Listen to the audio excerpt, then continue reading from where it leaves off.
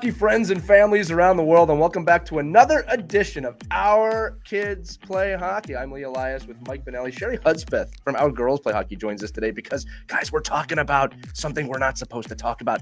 It's the tryouts. Evals and tryouts are. Do you guys know something? Do you know something? Do you know what team your kid's going to be on next year? Man, is this a contentious, crazy, stupid time of year where we have to talk about what team your kid might make next year. And the three of us are here today to quell your fears, to talk about it, to discuss it, as we always do. This is always an annual episode. It's one of our more popular episodes that we do. But today we are talking about your evaluations and tryouts and the anxiety that you are all feeling right now about what team is my kid going to make next season. And I'm here to tell you, and Mike and Sheri, not so much that it doesn't matter what team your kid makes, but that your kid's probably going to make a team and you got to live with it no matter what. Now, let's go around the horn here, guys. We're going to talk today about obviously how to prepare for tryouts, best practices literally for you at tryouts, how to give yourself obviously the best opportunity to showcase your ability if you're a kid or your parent. And yes, parents, we said you too, because parents, this is also a tryout for you. Believe us, it's also a tryout for you. And then we're also just going to talk about generally, not if tryouts matter or not. They do matter, but why we put so much onus on what team your kids make.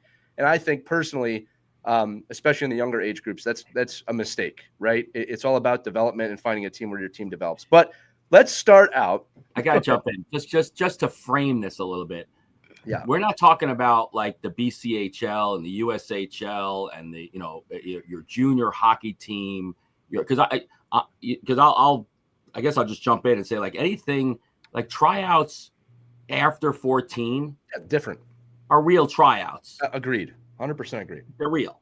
So I think we're just framing this in my mind, under 14 and under. I think that's super fair. Youth hockey tryouts. Not if you're 16 years old, just tune this out for a little bit and wait for the final ending. But if you're a parent of a 12-year-old, a 10-year-old, an 8-year-old, 6-year-old, this is so valuable to hear. Yeah. I agree, Mike. That's great framing. I appreciate you doing that because you're absolutely correct. Above 15 becomes a little bit more of a competitive tryout, and you may get cut. It may happen when you're younger too, but let's talk about it for under 14. I think that's good framing. Sheri, you're a coach. Mike's a coach. I'm a coach. We all have to do tryouts and evals this season. What are some of your tips, tricks, and thoughts on being an effective person at a tryout or an eval? Yeah, exciting episode. A lot to get into. I think let's start with maybe the night before, right? Getting good rest the night before.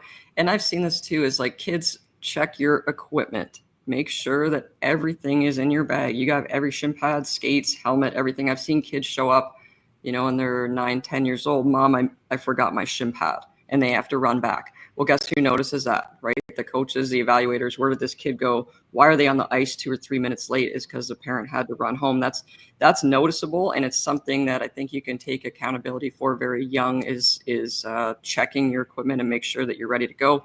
Get good sleep, eat good the night before. I know there's probably a lot of nerves. It's going to be hard to go to sleep. Like you're excited and nervous, all the nerves that are going to come into that. So I think we can start at how it starts at home. Yeah, I think it's a great suggestion. I would also say this too. Parents, let your kids pack their bag. And then this might be the one time you do a little bit of a double check or you watch them do it. I'm with you on that, Sheri. Kids should have the accountability to pack their bag. And make sure that they're doing well the night before. It actually brings up this question to kind of, and I'm gonna insert these in throughout the episode. I've been asked by questions. Well, what do I tell my kids to get them hyped up for a tryout? What do I tell my kids to get them hyped up for, the eval? And it's like, well, okay, first off, if your kid's not hyped up about hockey, that's a problem. All right. I have not told my kids they're going to an eval before. This works at the youngest ages. I don't tell my 7, 8-year-old when they were that age, oh, you're going to an eval tomorrow. You need to go all out. You need to you might not make the team. I don't do any of that. Parents think I'm crazy. I just say, listen, we're going to hockey practice. Coaches are going to be watching you. They're looking to pick some teams for next year. Just do the best you can. That's what a 6, 7, 8, 9, 10-year-old needs to hear. All right. I have also heard parents say, if you want to make the AA team, you have to go out there and you've got to be first in line and you got to destroy the other kids. And it's like, why are you putting that pressure on your kid at this point? first off, they should be working that hard most of the time. Second of all, don't tell your kid to go to the front of the line every drill, because if they don't know the drill, they're going to look like a schmuck out there. Nothing wrong with being third or fourth in line and learning the drill. That's actually smart. All right, because I'll tell you what, I never picked the kid, guys, because they were first in line ever. I picked them because they were showcasing their talent and their attitude and their skill. So again, we'll get into that more later. But yes, make sure you have all your gear. And then, Sheri, arriving on time, right? It's not about, if they say be there an hour before, when should they be there? An hour and 10 minutes before. There you go. I'm big on time. I know a lot of coaches are big on time. Everything runs like you want to develop good habits young. And when you start playing at the AAA level and stuff, you're expected to be at your drylands on time, at your practices on time. And it's tough, like when the kids are not able to drive. Obviously, you're 10 and 12 years old, but parents, please be on time. Have the kid themselves come up to the check-in desk to get their jersey, say their name. Don't be hovering over the kid. This is Bobby. He's here. Like, don't hover over him. Let him or her go up on their own, get their jersey, introduce themselves, be polite, make a good first impression, especially if you're going to a new team and no one knows you, right? Like, just little details like that, showing up on time, being polite. It's going to get noticed over other kids who, maybe their moms are standing there hovering over them, like, where's my jersey? Oh, he's not that number. Like, just Have you seen that? Have people done that? I've seen it. It's like if you get number 67 and you wear 14, it's a tryout. So, just be thankful what you have, get in line, go find your locker room. Like, if you're there early, you're going to find your locker room, especially, find your locker room, get your stick taped, get your headphones on, get locked in, start thinking about, what you're there to do and be ready. And coaches I think are going to, they're going to notice that this kid's here. He's locked in, he's taping his stick. He's all set and ready to go. Yeah, well, I always love that phrase. You get what you get and you don't get upset, especially when it comes to numbers. Another good point on that, Sheri, is that, I think sometimes kids come in or parents come in, they're looking for the coaches, they're looking for the evaluators. You need to be nice to the people at that desk, the managers, the volunteers. Someone may be watching, but why don't we put together a quick little script for a young kid? Because, they might say, I don't know what to say. And I think the first thing is introducing yourself. Hi, my name is XYZ. And maybe just something like, I'm really excited to be here today. I think that could be enough. And then, maybe like, what do I need to do to sign up? What do you need from me? Do you need my mom or dad for anything? Depending on that alone. And then maybe shaking a hand or giving a fist pump, just introducing yourself across the way makes a huge difference in this aspect. We're talking about off the ice, obviously, right now. We'll get to the on ice stuff in a minute. But would you guys think that's a pretty simple script there? Is there anything else a kid should be saying? I don't know about different markets, but in some markets, maybe have your paperwork, right? Like if you're transferring from another organization, make sure you have your paperwork in order. Either you submitted it online or you bring it to the desk. I don't know about how that works now. Like most of it's online if you're transferring. So right, Mike, you're inconspicuously quiet up there. I can see you bubbling. I'm just wondering where we are in tryouts here. I mean, what world are you in that you haven't gone through? Like, I don't know. If you're listening to this right now, you're going to a tryout at youth hockey today, and I'll just give the perspective of being at thousands of tryouts and working right now with hundreds of programs that do tryouts. That the tryout itself is really, I love the fact that we're preparing the kids for the things that we want to do when you show up. Having your equipment, being polite, look like you're coordinated. Look like you're the one that wants to be there, and I think we want to do that for all our kids. But I think as far as like the tryout goes itself, I think you have to first get through, how many private ID skates have there been? How many pre-tryout dates have there been? How many behind the scenes, pieces of this? Because where we are youth hockey today, yeah, I don't think this is my own personal opinion, by the way. I don't think the tryout exists. I don't see it. It does not exist. That you're going to, if you're in a youth hockey today on the East Coast, Northeast, in most southern places, you're going to a place that the team has been determined.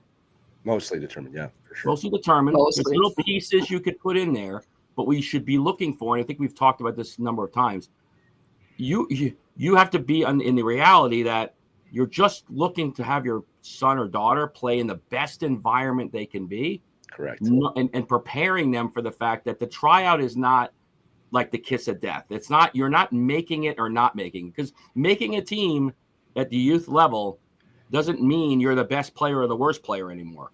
It's just you're on the team. I mean, again, I'm coming from a point of view of I know a lot of organizations say, well, no, we have private outside people do the evaluations. We have other people come in, which is all BS, because you're telling me a professional. I know the best evaluators in the world right now cannot evaluate a team in a 3-hour tryout. No, you said last year, Mike, actually really well, that the evaluation is the whole season, right? You had said that in last year's organization. Listen to this: your tryout is your season, right? Like that's what, because again, I could come in a suit and a tie, and my little 8-year-old could be the most polite kid in the world at the check-in counter, and I know I'm not picking him. I'm like, I don't want this kid on my team because he can't play. But or he or she doesn't fit into the mold of my team. I think what all of us as parents have to do is prepare our kids for the fact that when you go to a tryout today, like when I went to a tryout when I was a kid, nobody knew who I was. I didn't know the other kids. I showed up in line. I got on the ice. I kicked some ass, and I knocked a couple of kids out in the corner, and I made a team. I made it because somebody said, "Oh my God, who's this kid?" Because nobody knew. Today, in our youth world, everyone knows the kids. You know the kids because they've been at, and look what we do too. Every organization has a tryout on the same night. So now you right, Sheri, you're probably in a place where, somebody says, "Oh, hey, my kid can't make your Wednesday tryout, but they can make the Friday." Already getting those emails. Friday tryout. Well, why can't you make the Wednesday tryout? Because they're over another tryout. They have another thing going on. Well, what is that thing? Well, they're trying out for another team. So why are you trying out for my team? So don't try out for my team. So I don't want to go off track here because it is. I know it's you're making tremendous points. A tryout episode, but I think to disillusion our audience and to disillusion ourselves as parents to think that there is really tryouts anymore. It's just not factual. There are evaluations of kids happening in places. But again, the buyer beware. Find a place that wants you. Find a place that needs you. Find a place that you feel comfortable going to and that has a great coach. Like, don't go to a tryout if you don't know who the coach is. And don't go to a tryout that if you make the team, you don't plan on staying there. I just don't do it because you're not only you're hurting other kids, but I don't know what you're even telling your son or daughter. Like, well, we're going to go try out because we got to see what everybody else is doing. If you start to worry about that at 6 and 7 and 8 years old, you're doomed. Oh, people do. I've seen it. I'm just saying the reality is I know that happens, right? So, but if you're setting yourself up for that, you're doomed to go in to say, well, I'm only going here to see what the other 3 kids are doing. Right. And you know what's funny, Mike? What I'm saying is pick your program, go to the evaluation. You're going to get selected for a team. Nobody's not going to take your money, by the way. You're going to get selected for a team. But just make sure you're framing it in a way that's best for your family. Well, you're getting to a great point here. And again, this doesn't negate anything that we said about being professional when you walk in. No, but all the other stuff is being prepared. You still have to, that's what they think, right? It all still stands. And in a sense that no matter where you're at, that's something you should portray. But Mike, you're getting into the crux of the episode now, which is fantastic. I'll tell a quick story. I had a kid in Mites last year, obviously no names here, who decided to make a lateral leap to another club. And I remember he was asking me, "Hey, convince me to stay." And I said, that's not my job to convince you to stay.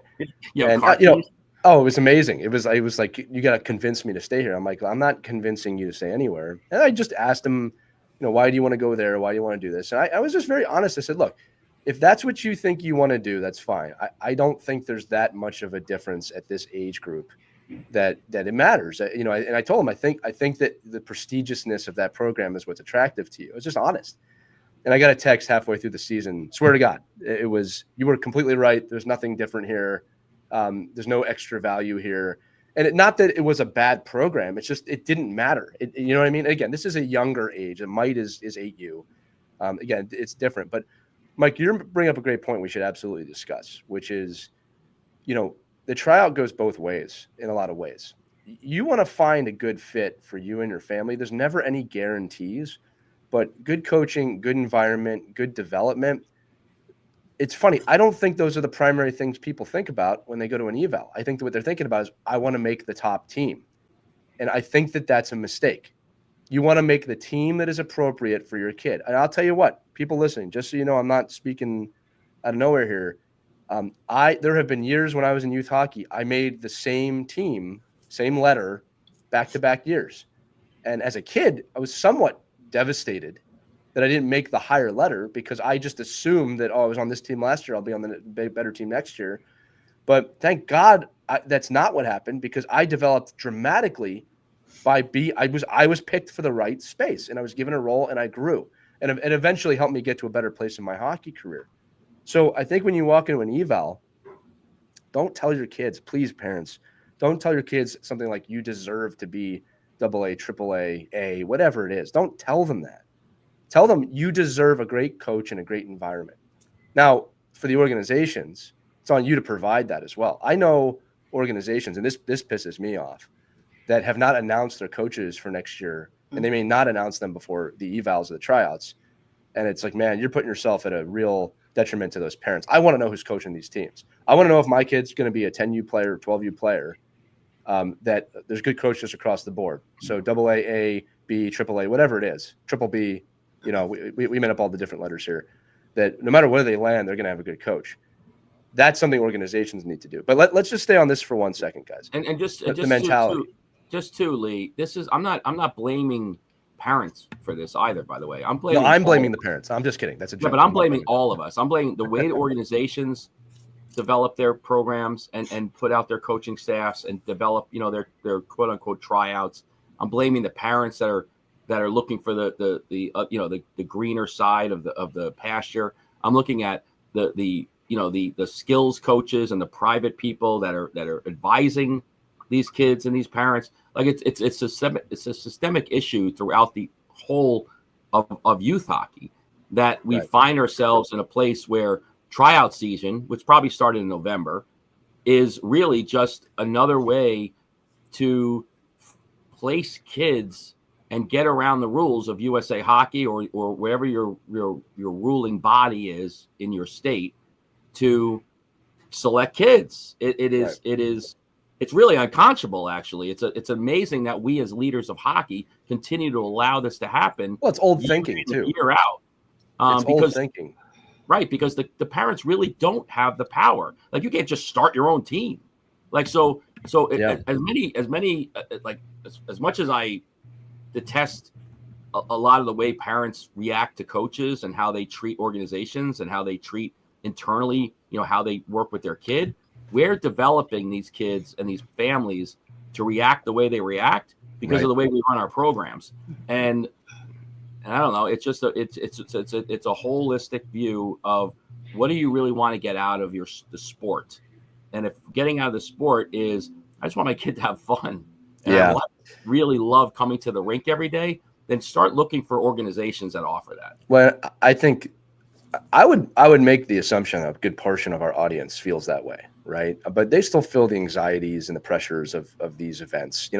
It's funny. I can prove your point, Mike. I made this suggestion last year, and people thought I had two heads. Sheri, you'll like this. I said, you know what I wish we would do? I wish there was a fall and winter season for club hockey where sometime around the holidays or right after the holidays, we shake up the team. So if a kid needs to move up, he moves up. If a kid needs to move down, he moves down.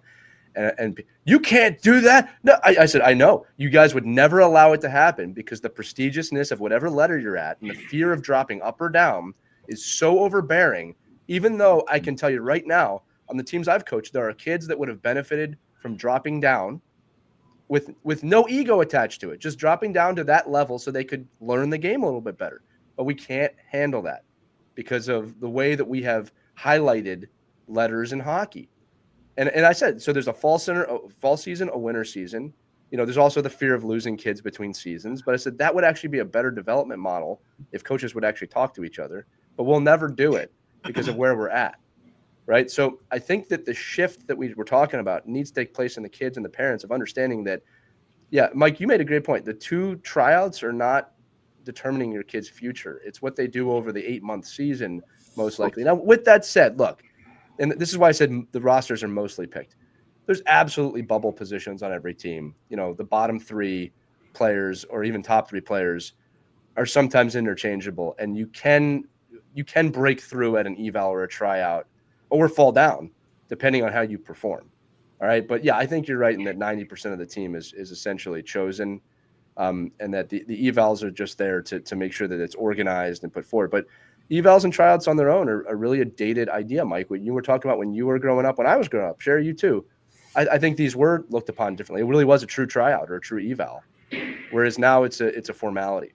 I do want to turn a little bit towards actually being on the ice at evals, because no matter what we talk about, the evals are going to happen and tryouts are going to happen.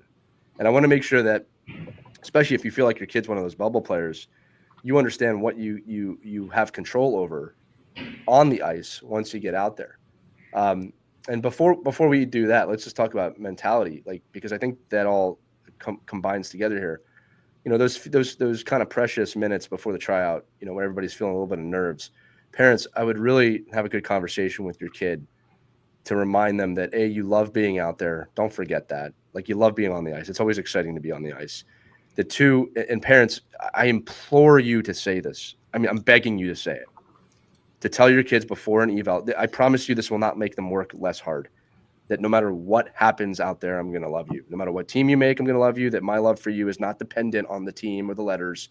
Tell your kids that. I promise you they are not going to go out there and not try because you said it.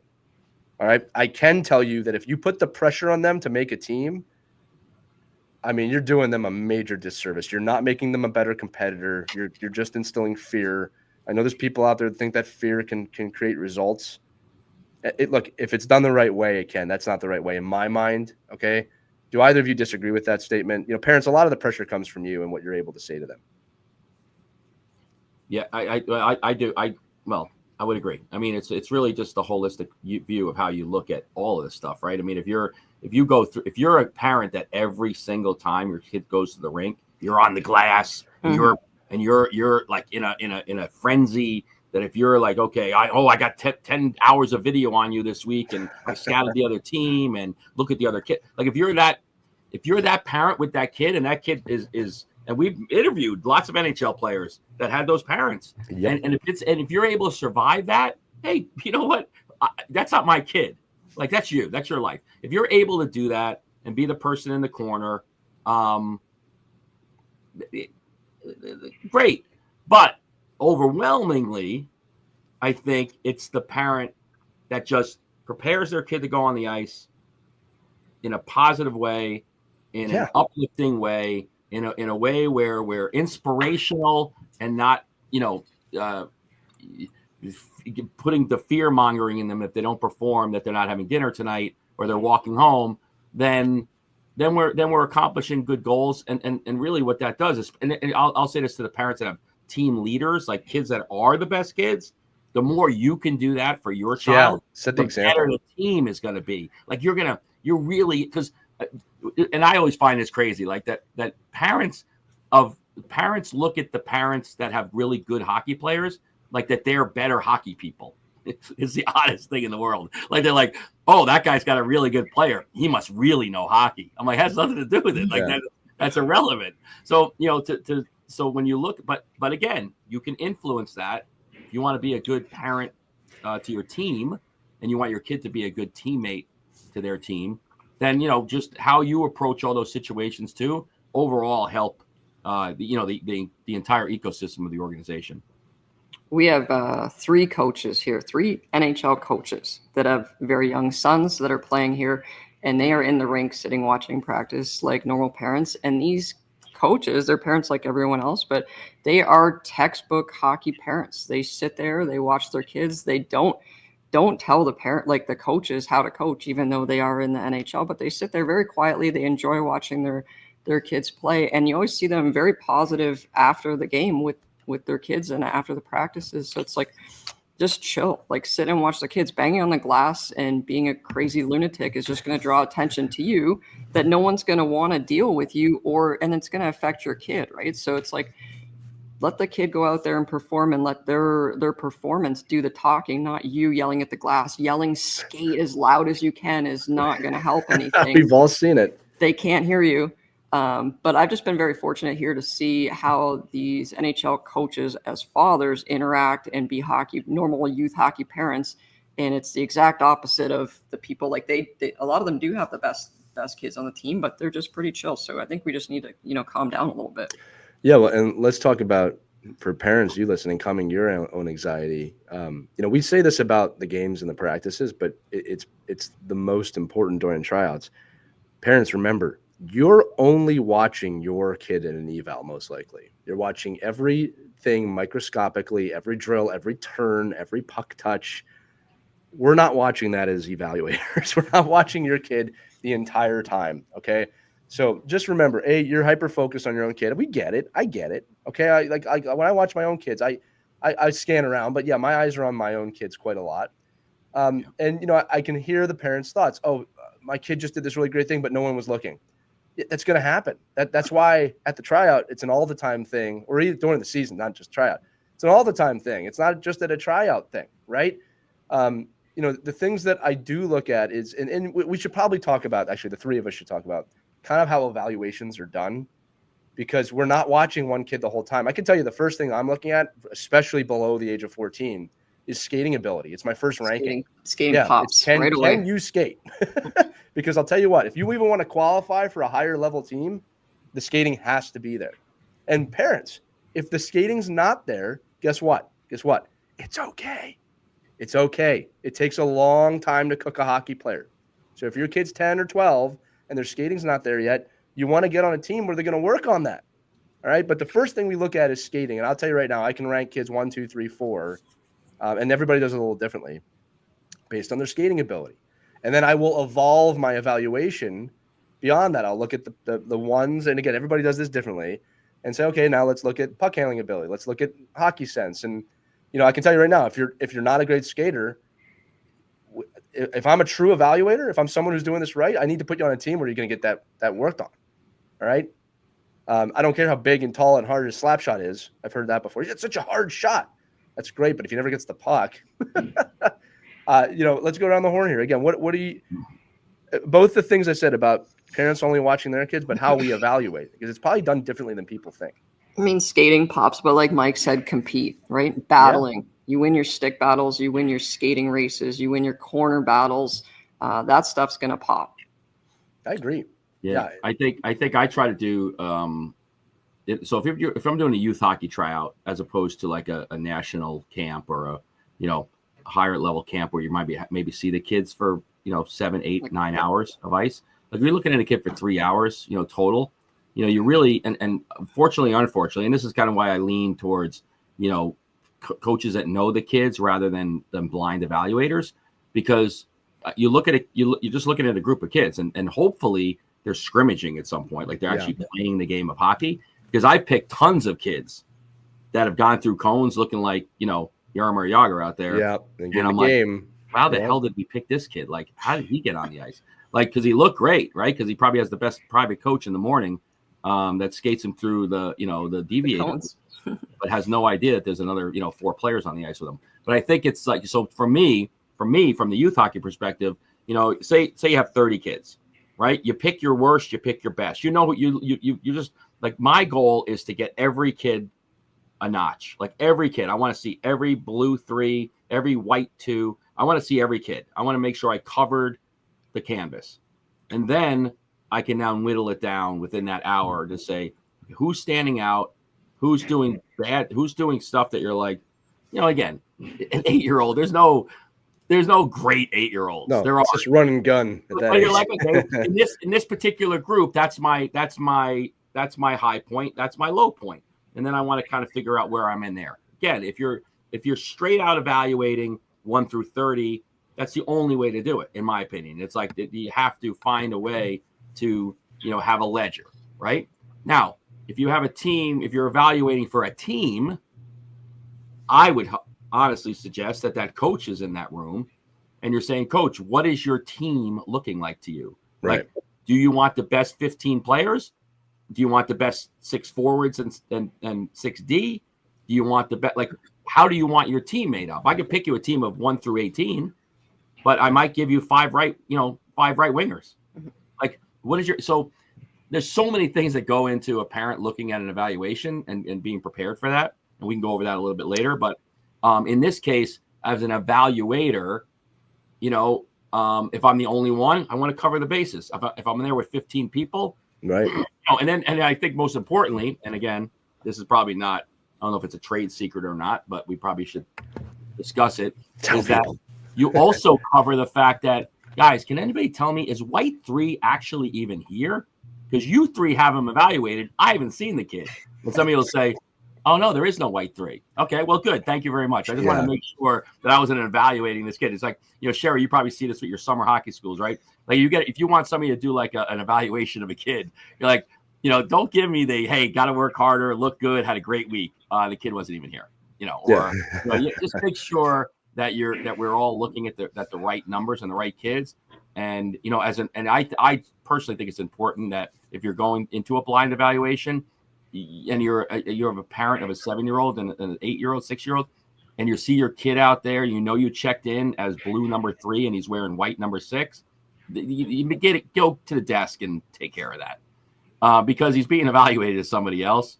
Mm-hmm. Very good point. And again, that's just like, those are like those little things where I know a coach might, it doesn't matter, I'm picking the best kids. I go, well, yeah, but you just don't even know who the kid is, and I just paid $75. So tell me, just again, those little things there that when you do have to intervene as a parent, those are probably the times to do it. Yeah. And I think as an evaluator, most of the time what's happening is you have your list in front of you, you're marking off the like say your evaluation is a 1 through a 3, your 1 being the best, your 3 being the worst. Doing your 1s, you're doing your 3s, you're doing your bubble kids in the middle, and then hopefully you're having a discussion at some point saying, well, what does this team actually look like? Well, that's how it's done. I mean, like, parents, that's how it's done. 90% of each roster is picked, and we got our bubble players, and we have to decide. And I wouldn't call them trades, but what I'm saying is what ends up happening is you start asking about development. Where is this kid going to develop correctly? I'll give you a great example, and this is a little bit of a trick question, right? Your kid has the choice of being the bottom 2 defensemen, bottom 6, or the top 3 on a lower team. Where do you go? It's a paradox because I haven't given you enough information to answer that question yet. Right. And this is where parents get lost. Well, I would definitely go here. I have not given you enough information to answer that question yet. I need to know, where did that kid play last year? What are they aspiring to do? Right. Do they need some leadership experience as a top D, or do they need to learn from other D as a bottom 6? You have to be really clear on that. Coaches need to be really clear on that. I always say there's like 2 types of seasons for me in youth hockey. There's the confidence building seasons where you're the top player, you're the top dog, you're out there, you're on the power play, you're special teams, you're the top D, you're making the big plays. And then there's the development growing seasons, all seasons of development, where you're not the top dog. You're at the bottom of the lineup. And you're learning from the top of the lineup. I can't tell you which one of those places your kid needs to be in, right? But that's part of the conversation I think you need to be having, right? Of where is the best place for me to develop. It's not good for a kid to always be bottom 6, and it's definitely not good. Parents, think about this. It's definitely not good for your kid to always be top 6. And I think at youth hockey too, and this is why when you said earlier about naming your coaches, it's so important for an organization to define who's working with the kids, because you might look and say, yeah, that coach is great, but that coach is a great recruiter of talent, not a great developer of talent, right? So do I want to be on the team with the recruiter of talent, which is going to out recruit my kid anyway? Like, my job as the top dog in the organization is to out recruit my team. That's my job, right? My job is to have a team, and then all year I'm looking at other kids, other teams we play, and trying to get their kids to come to my organization to get rid of the crappy kids I picked in the first place. So how do I, so what do I look at as a parent? Well, tell me that the second coach, the second team my kid's getting placed on, let's call it the lower team, has a better coach, has a better feel for the Hopefully kid. they do. Hopefully they do. But again, that's why it's so important. And we could talk about like the buyer beware piece of tryouts. And we've talked about this too on our episodes a lot, is that when you're looking at an organization in the first place, just you're looking at the organization, you got to make sure you go through that checklist of what that organization offers you, because it's not all about just playing for the best team. It's about playing for the best situation, for your player. Right. Mike, these are tremendous points that you're making. And again, I think with parents and organizations, you got to name your coaches. Because here's the deal too, especially when you get to the older side of what we're talking about with, the 14U. That's when parents, you're not going to like this, but that's when like winning kind of starts to matter. I mean, it doesn't really matter, but what I'm saying is when you get to 14, you want to teach the kids at that age how to compete and win big games. People are going to rip my head off. Well, they should know that in 12U. It's a process, right? Like if you just throw your kid on the top 14U team and they don't know how to operate under pressure, that's part of the learning, right? And that's part of the different situations, right? So again, it's all development. Everything's development. It's what are the things your kid needs to develop at? Is it skills? Is it mental? Is it IQ?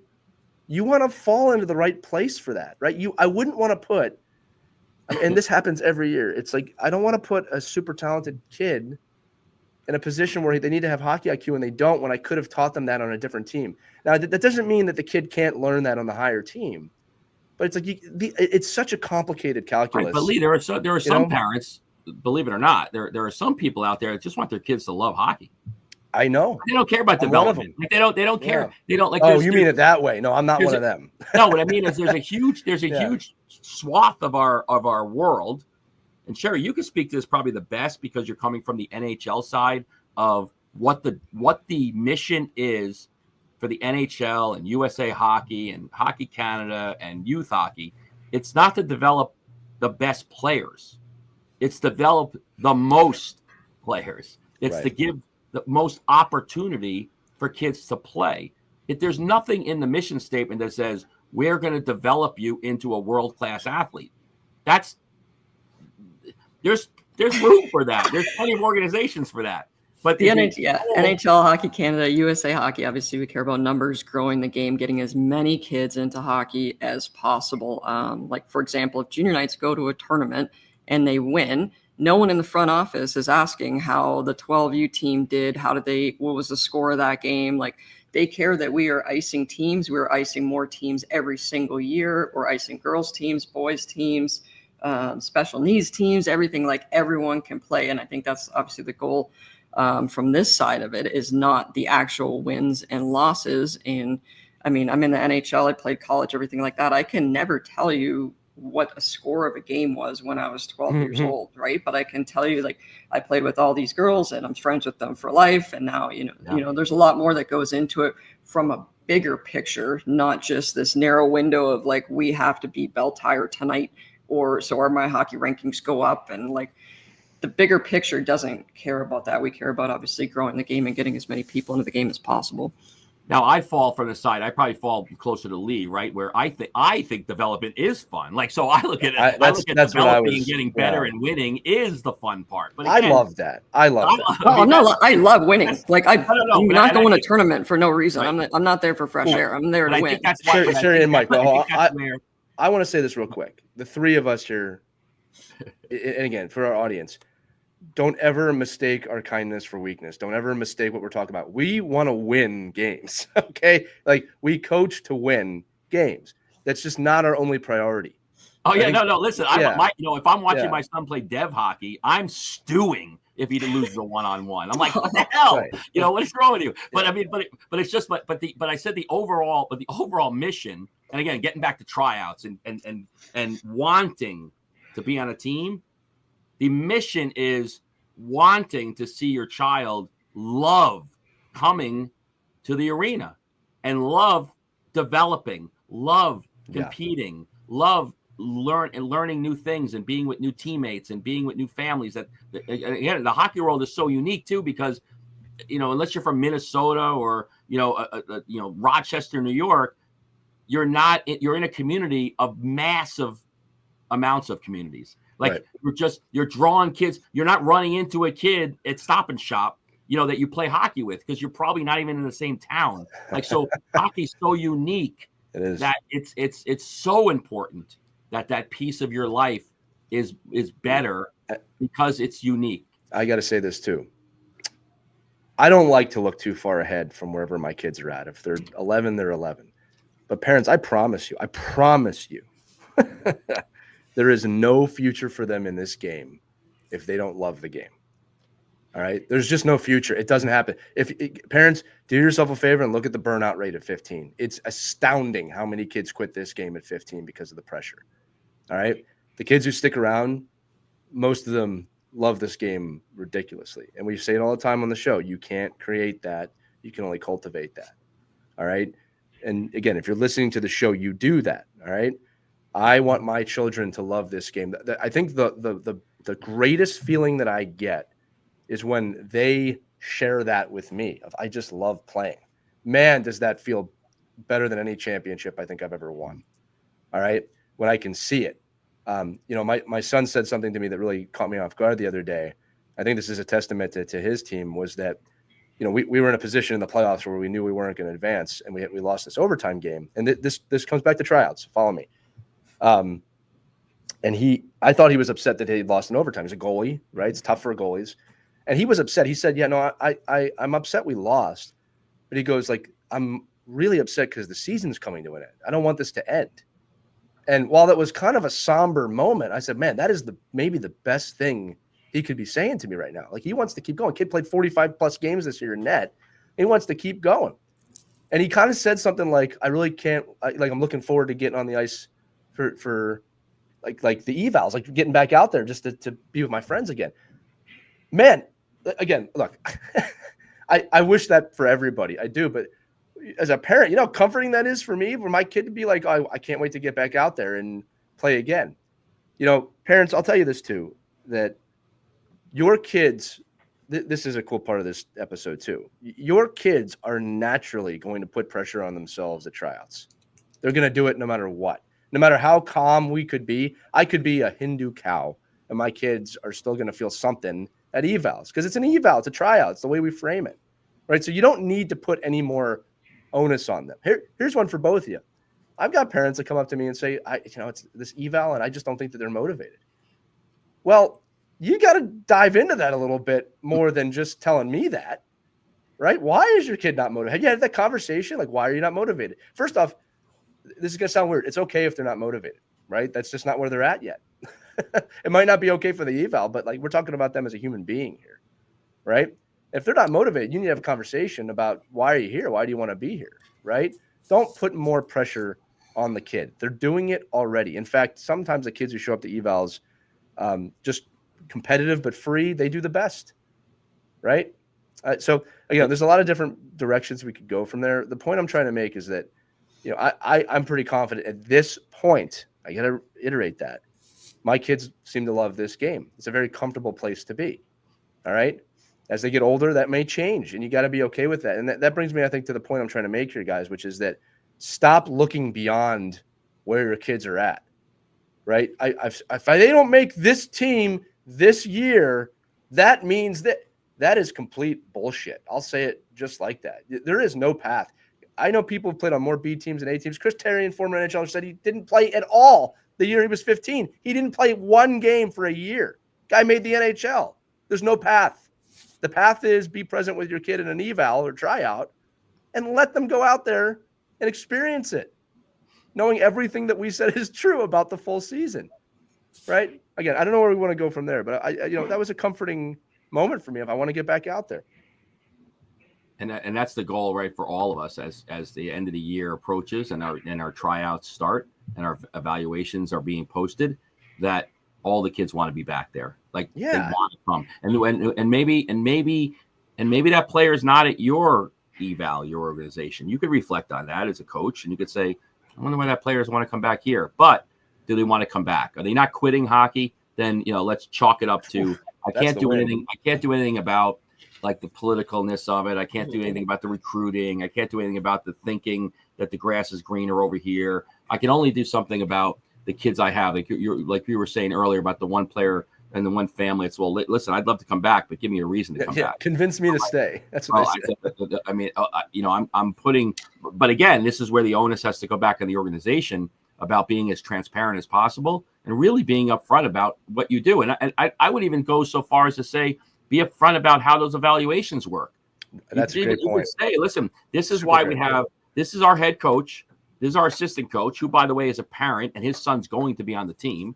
Like, this parent's kid's not going to be on the B team, and he's not going to coach the A team. This is just the reality of youth hockey. Is that if you want to spend $24,000 more as an organization for this one team, sure, we'll go get a pro coach. But just the reality is, these two parents are coaching our team.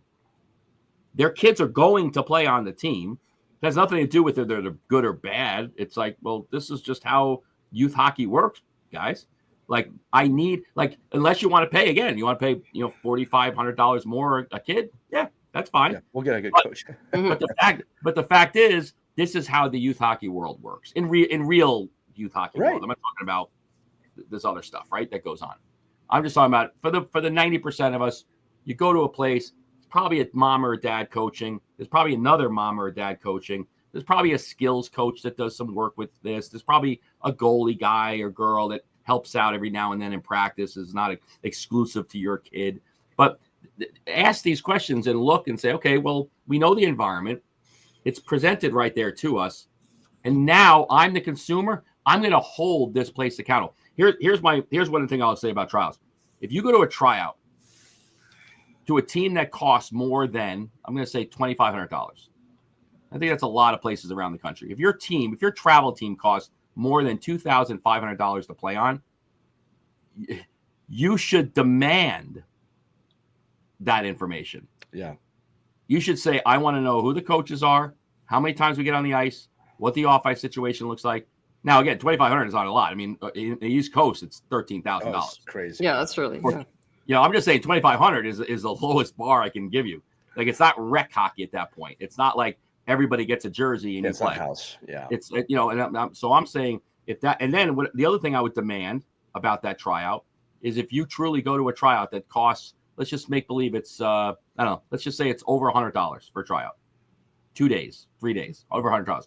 You should be demanding an evaluation back to you. That's a great point. That's why you did not make the team. Now, 90% of your organizations won't do this, but you should demand it. If you're going to tell me that you're coming to my team to try out because I have the best coaches, the best evaluators, I know how to develop talent, I know how to pick talent, I know how to find talent, then you show me. I'm the consumer. I paid you. Show me that you know that. Don't tell me, how come my kid didn't make the team? They just got to work harder. They got to get no shit. 8 years old. I get it. But again, just got to work harder. Do that because they'll come up with some excuse that, well, that's a lot of work. That's too hard. I got too many kids. That's all BS. It's, you see the kids. If you have 10 evaluators there looking at the kids, you tell me you can't have 3 bullet points on why a kid made a team or didn't make a team. Again, this is not rec hockey. This is not talent. No, I think this is completely fair. And in fact, Mike, you're saying it like it's going to be this contentious thing. And to me, it's. Well, I think it is. I number 100%. I think it is. Well, no. Sorry. I agree with you. And what I'm saying is that you're presenting it that way, and that's what it becomes. And it shouldn't be. Like, you should want that feedback. And you don't have to agree with the feedback, but you should want the feedback. Well, yeah. So I guess I'll preface that by saying, when I did this for my organizations, I'll have, Sheri Hudspeth comes in, she tries out, Mike, you're the reason we're here is we love you. We think this organization is great. We think we've seen what you've done with these players. It's unbelievable what you've done with these kids. And then I cut Sheri's kid. Guess what happens? You're the worst coach in the history of coaching. You're an idiot. You guys don't know what you're doing here. You can't even evaluate talent. I'm like, online. Yes, flame them. It's not even to your face. It's on a blog. But I think if they even have blogs anymore. For their job. It's on a DM to the organization's president. Well, I'm just a 2-way road here. Like, what I'm saying is, you came to me because of what you felt I could do. That's what you need to do. Well, I'm going to say it's a 2-way road. Like, parents sometimes mistreat coaches, and that's why coaches don't want to talk. Sheri, you're cut. You're not cut from the show, but you're cut from the team. Yeah, I would have picked you. Just coming for Mike. Just for your attitude. I want Mike off the show. I want Mike off his show. Trust me, No. trust me. That is, you're not the only one. But I think there's a level of arrogance from youth hockey organizations that come in that claim that they know everything. And I'm probably a little more sensitive to that because I got to sit next to a plumber, an electrician, and an architect telling me about what I should know about hockey. Right. I've never questioned somebody's architectural skills or plumbing skills. Well, at least in public, not to them. Like, you really shouldn't, you should really have a better, catch basin here for this drain. It's not really, the pitch is wrong. Mike, I've been doing this for 45 years. Yeah, no shit. So have I. So just be in a place where if you're going to go to an organization, you're going to go try out, you are the consumer. Ask for this information. Yeah. It's a red flag to me if somebody says, we just picked the best kids. Okay, well, how? What's your criteria? Who is doing your evaluating? Yeah. Is it like a secret room in the upper annals of the rink? Like, who is doing the evaluation? And Mike, I think a lot of parents would say, like, how am I even supposed to ask that? Because the second I ask that, it looks like I'm uppity and again, but if 18 parents ask that, then it's not. Yeah, well, and this is where it takes a village, right? And this is where the disconnection, I think, is in youth hockey a lot of times. Coaches, organizations, you really should be providing this information or some sort of framework for how this works. And yes, you're going to get complaints and you're going to get people that say my kid should have made it, but I still think better communication creates better results across the board. It's not going to be perfect. Also, here's one, Mike, I got to say it. And parents, don't run with this beyond what I'm saying. Coaches make mistakes too. We make mistakes. It happens. Okay. And we all have to live with it. It's not every time your kid doesn't get picked for the team they want to be on, we made a mistake. All the time. Right? It's like, I saw your kid for an hour. How you made a mistake. You can't cut Sheri, Mike. You made a mistake. You're right. You're you know what? You might be right. But I've seen your kid for an hour. Like, you made a mistake by coming to this tryout. You should have came to the pre-ID skate that I had. All 8 of them. But no, you're making a great point here about this stuff. And again, I think another thing I want to talk about before we end this too is this. No matter what team your kid makes, the messaging after sets the tone for the entire season. So let's start with the negative first, which is, I can't believe you made this team. You should have been on that team. By far, the worst thing you can tell your kid is that, because you have just set up a year of this kid now saying, I should have been on that team. They are not going to be focused on what they need to be focused on. That's not going to motivate them. Trust me. The motivation comes from, okay, hey, son, daughter, I know it hurts that you didn't make the team that you wanted to make. I can understand that. What are we going to do this season to improve to a point you can make that team potentially in the future? There's no guarantees. That's the focus your kids need to have. What can you do with the time you have and the team you have to get better? I don't care how good or bad that team is, right? Because this comes down to your kid's individual work ethic, right? On that one, before I get to the other one, any disagreement on that, or any agreement on that too, I should say. Yeah, well, I mean, I love it. I think you're right. I think it's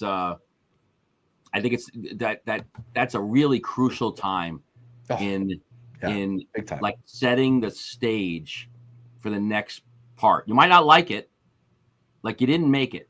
Okay, take a deep breath, acknowledge it, and think about the fact that, okay, what does that even mean? You didn't make it. I had these 2 yahoos pick the team, so it doesn't matter what they thought. It matters what I can do as an athlete. Like, because I've seen organizations where the kid didn't come to 2 tryouts out of the 3 because they had lacrosse tryouts, right? And they didn't make it, but they're the best kid on the ice, and the organization says, this is our rule. You got to come to all 3 tryouts, or you make the B team. Okay, well, but I knew that going in.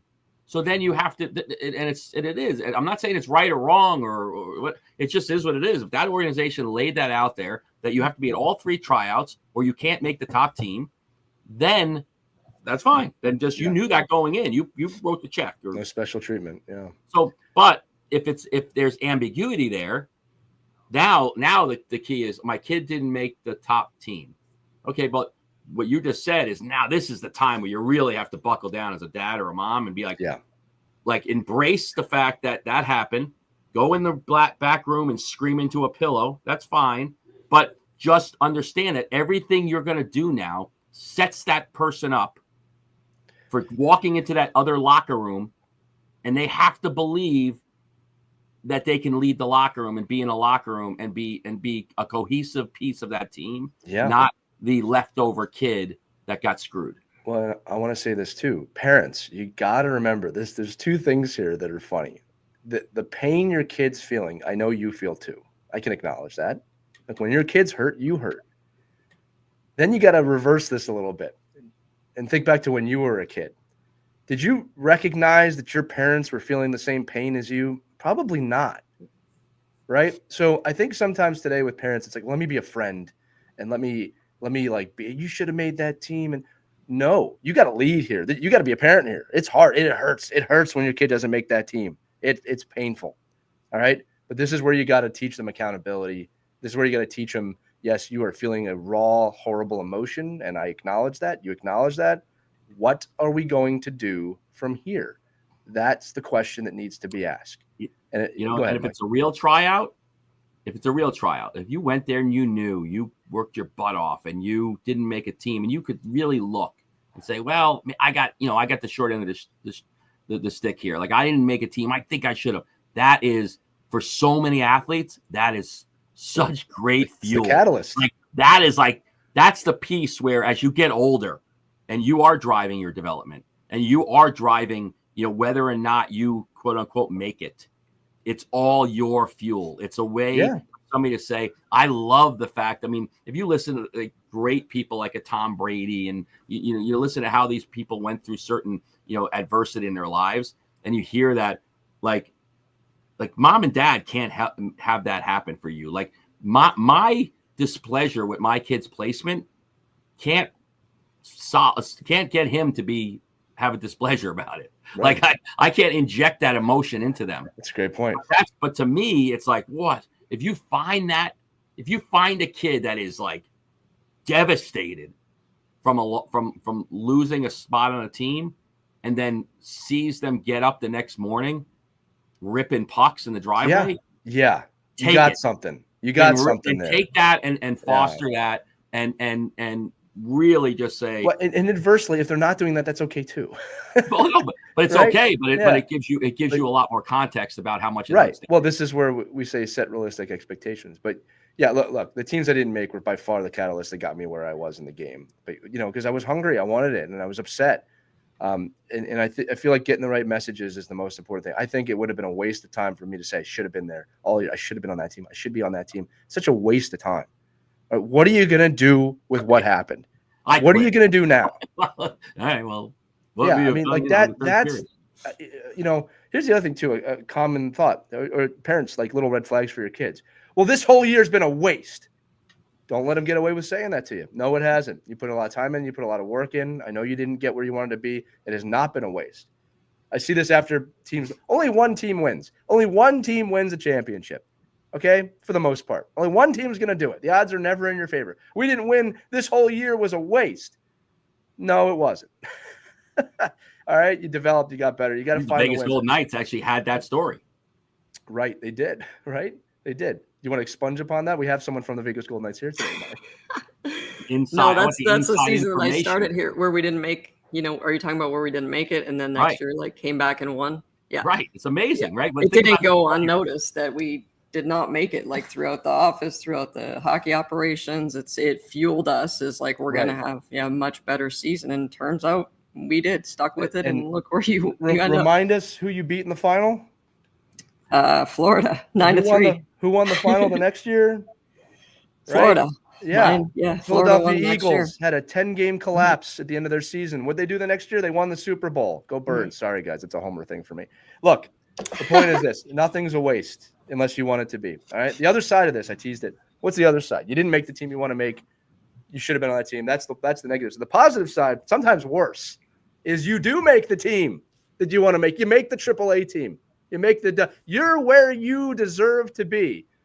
Horrible thing to tell your kid. Horrible thing to tell your kid. You know what I tell kids when they make the top team? Number one, congratulations. Great job. You've made this team. Now the work begins. That is my message to kids that make the top team. If you're just here for the letters, I made a mistake. I made a big mistake. If you're here to work, you're in the right place. One of the moments I'm so proud of, and look, it's our kids play hockey. I'm going to talk about one of my kids. All right. That's my best experience. My son told me at the end of last season, he was on a B team. He says, I want to make an A team next year. All right. Excuse me. We had a great conversation about that, about what it would take and kind of what he needs to do and work hard. And this was during the season, right? This was not at tryouts. Mike, to your point, you got to put the time in this season. And he worked really hard and he did stuff at home on his own. I didn't force him to do anything. And he was selected for the AA team. And I told him after that, he was really proud of himself. And I was proud of him too. I said, that's great. Now the work begins. Now you must show that you belong at this level. I'm glad you made it. Now you have to show that you belong. And then, you know what's cool? Excuse me. This is a cool story too. Talk about how tryouts run the entire year. I'd say 3/4 of the way through the season, he hit a little bit of a mental lull where he wasn't playing bad, but I didn't see the fire, right? It's a long season. And he actually came to me and said, how do I get the fire back? And I kind of told him, like, well, buddy, like, that's not something I can give you, that you got to find that. And the way we had this discussion was like, well, look, the playoffs are coming. I think you've proven to everybody that you belong at this level. Now you got to prove you can belong at a playoff level. And for whatever reason, that reignited him. It gave him a path of, I got to play even harder now. And he took it upon himself. This isn't because of me he did this. He took the information and he raised his game. It's the whole year. Now he's moving up to a higher age level. We have not even talked about what team he might make because I honestly don't care. I really don't care. All right? I want him to make a team that's competitive. He'll make the team he makes and he'll get the experience. It's a new age level. All right? People think I'm joking when I say that. I mean, at this point of his hockey journey, I will care when he's older, Mike, to your point. Okay? Just make a team and go play hard for that team. Okay? Oh, I'm going to cough, so I'm muting myself. But that's all about, I think that's where at the beginning here, I get so jaded and bitter about like the youth hockey environment right now that we're setting our kids up for, because we're just not giving them those opportunities for growth.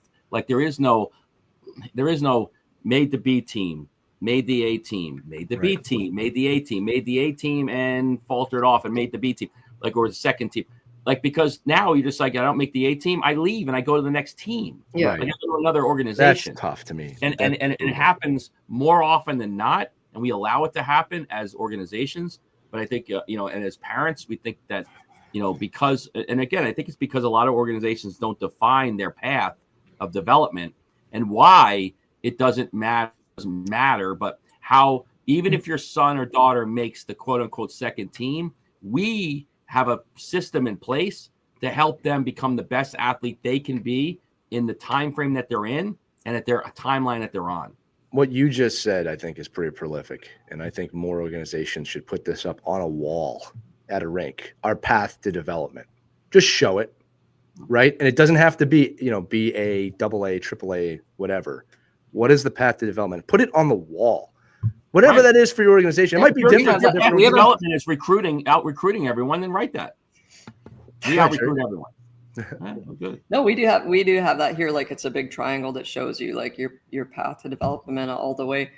My dinosaur thought on this is I would love to see tryouts instead of being 48 hours after nationals, make them 2 months after nationals. It's crazy. It's crazy. No, for real, because so you have these kids that are like AB, AA, AAA, like you want to do that. Like if the kid decides, I want to work to make the AAA team, instead of having to start working on that in September, is take the summer to like put a little bit of weight on, get a skating coach. Great point. Give them that summer to try to get better and to make the team. But 48 hours after nationals, it's like, we're going, sorry, and this organization's going and we have to go because they're going. And then there's just all this FOMO amongst organizations, but it's not what's best for kids' development. Kids' development, give them a little time off, let them get coaches, work on it, and then work to make a team in 2 months instead of 48 hours later, because you're not any different 48 hours later.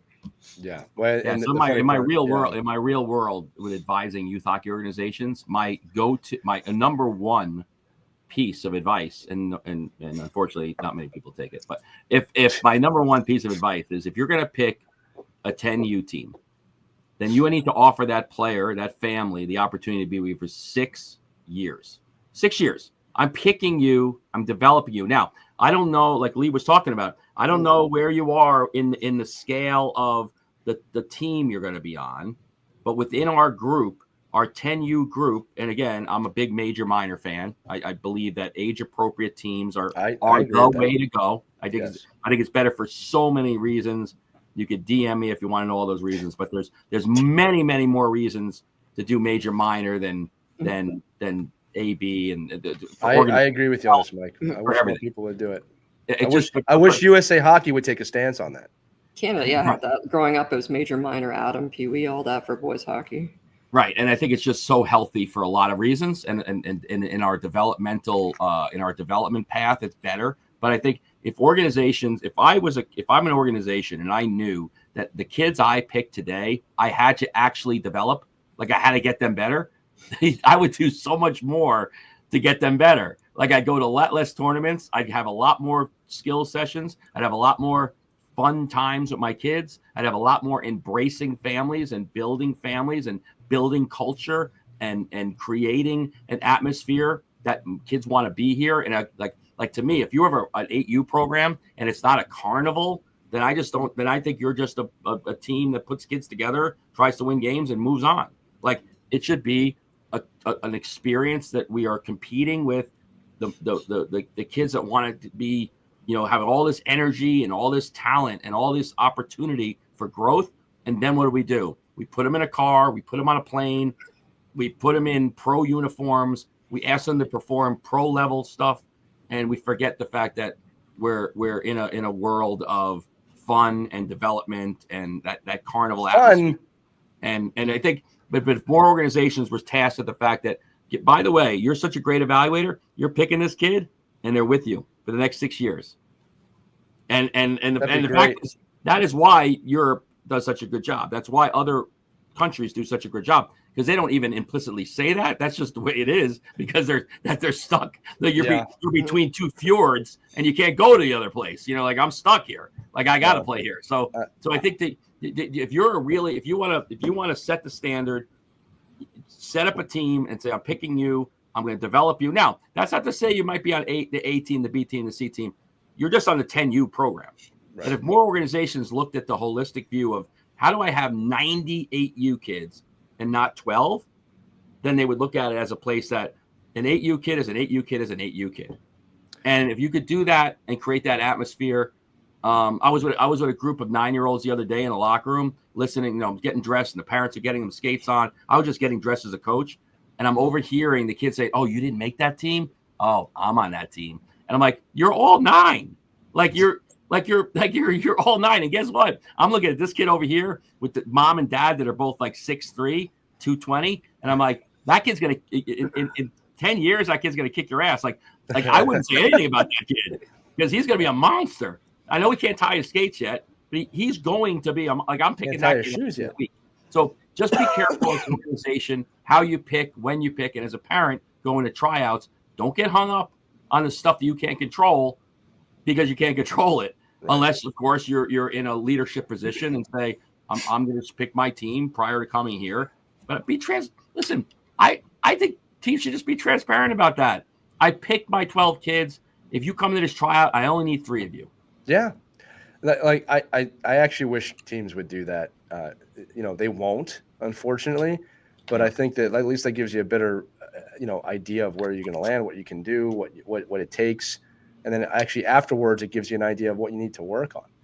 Now, I think what we're going to have to do to close this episode is we're all going to have to make our own teams, Mike, with the Bonelli rules. We'll have the Mike Bonelli Barracudas, the Sheri Silver Blades, and the Elias Alliance, and we'll compete against each other, and we'll have teams for 6 years under all the parameters that we've just said. Will anybody fund it? I could guarantee you I'll recruit you because I have more parents that have more money that I can offer so much more. I can offer flights. That's great. Sheri has access to an NHL rink, so Sheri's in the NHL, man. Like, come on. Sheri's big on culture. Yeah, I'm so big on culture, and I just want to touch on this. It's like just an interesting little stories. The kids, when they play tournaments, right? They play 5-6 games in a weekend, and we have to fly, and it's like a lot on the kids, especially like 9-10 years old. We're playing full ice tournaments, 5 games over 2-3 days. So I always do, when we come back, win or lose, I do a fun practice. And the whole practice for an hour is games, right? There's still like skating involved. Like a lot of it is almost a hidden bag, but it's like they're still getting the stuff done. But those practices I've found where parents are like, oh, is this a fun practice? Oh, we're probably not going to make it tonight. And they want to skip that fun practice. But the bigger picture is you're building culture, you're building a team. We're 9 years old. I hammered them all weekend, like competitive, like you have to win, you have to win, you have to win. This is Monday. It's fun. We're hurting. Our bodies are hurting. We're going to play games. And those are the ones where parents are like, oh, fun practice? So we're not going to come. We're going to go do this. And it's tough to try to make everyone happy all the time. But I think that's why you have to have good coaches that see the overall bigger picture. Like Mike said, it's not a carnival, but there's a time and a place for compete, and then there's a time for culture and fun, especially when you're coaching 9, 8, 9, 10-year-olds, right? Like there has to be that wanting to come back to the rink. And one of the coaches I learned from actually in Pennsylvania is Tyler Kennedy. He taught me he starts his practice and finishes practice always with the game, because you want kids to come to the rink and you want kids to leave wanting to come back to the rink. Get your work done in between. I think there's a time and a place for the hardcore, like competing and winning, but the bigger picture, we're developing kids, we're developing culture. All that stuff matters. Sure, we do the same thing. When I love seeing Tyler's practices too, is that he is a fierce competitor. Oh, he's hardcore. Yeah, I've coached with him.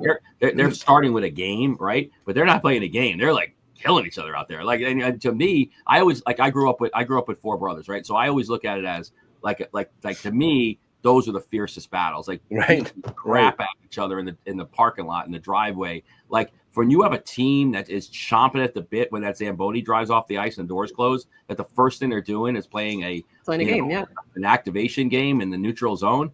It is a battle. Well, they always talk about how the best NBA games ever played were not in front of a live audience. It was like the Team USA tryouts, right? Like those are the best games ever played.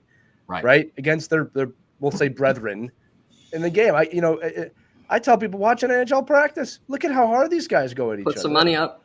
Yeah, right. You want to see. I think when you see that, right, you just saw it in the 4 Nations. Like these guys, that too. It wasn't an all-star game. It was a battle, and that it was insane. So, right, but these guys. But I think that's where we want to get our kids. You can create that culture at 8 and 9 years old. You can create a culture of every day you come here, you're going to compete, but you're going to have a hell of a lot of fun. Yeah, you got to have a good time. Yeah. Well, and look, rounding this episode out, right?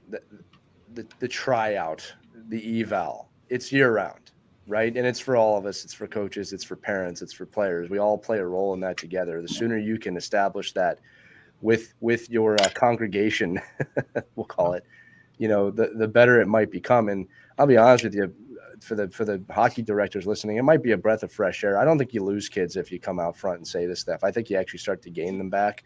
And the kids that you do lose in that environment, you probably are going to be okay losing. So for the parents listening, our ride to the rink this week is going to be directly for your kids going to the tryout and the eval, in which we're going to hopefully give them some perspective on this and obviously inspire them to work hard at these evals. You got to work hard all the time though, and that's what that message will be about. But this has been a great episode. We might actually have to title this one, Mike, for you at the top here, just the tryouts don't exist or something like that. We'll have a fun time titling this one. But there's no tryouts anymore. There's no tryouts. Mike, Sheri, this has been awesome. Thanks for joining me today. And for the audience listening, I'm not going to wish you good luck. I don't believe in luck, but I'm just going to wish you good hockey. All right, be supportive of your kids this time of year. Heed the warnings that we have spoken about. Be a support figure for your children. Coaches, do the best that you can. I'll say this to you coaches as well. We know how hard the parents can be on you this time of year. I think more information is better than no information, but you got to protect yourself too. So a cautionary tale, evals and tryouts with Our Kids Play Hockey crew. For Mike Bonelli, Sheri Hudspeth, I'm Lee Elias. We will see you all on the next episode of Our Kids Play Hockey. Remember, if you have a question, a comment, a thought, email us, team@ourkidsplayhockey.com, or click the link in the description. It'll text us right away. We love hearing from you. We'll see you next time, everybody. Have a good eval tryout season. Good night. We hope you enjoyed this edition of Our Kids Play Hockey. Make sure to like and subscribe right now if you found value wherever you're listening, whether it's a podcast network, a social media network, or our website, ourkidsplayhockey.com. Also, make sure to check out our children's book, When Hockey Stops, at whenhockeystops.com. It's a book that helps children deal with adversity in the game and in life. We're very proud of it. But thanks so much for listening to this edition of Our Kids Play Hockey, and we'll see you on the next episode.